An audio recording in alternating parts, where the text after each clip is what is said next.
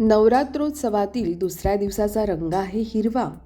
निसर्गाशी अतूट नातं असलेल्या हिरव्या रंगाचं महत्त्व कुणालाच पटवून देण्याची गरज भासणार नाही.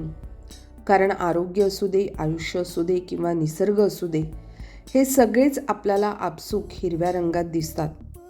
निसर्गात गेल्यावर आपल्याला जसं शांत आणि समृद्ध वाटतं, तसाच काहीसा इम्पॅक्ट हिरव्या रंगाचा वापर केल्याने आपल्यावर होतो. तुम्हाला कोणत्याही गोष्टीची नव्याने सुरुवात करायची असेल किंवा आरोग्याशी संबंधित काही बदल करायचे असतील तर हिरव्या रंगाचा जाणीवपूर्वक वापर करा. हा रंग कामिंग आणि सूदनिंग तर आहेच, पण त्याचबरोबर समृद्धी दर्शवणाराही आहे. कलर सायकोलॉजीनुसार भावनिक स्थिरता आणि सुरक्षिततेची भावना देण्याची ताकद या रंगामध्ये आहे.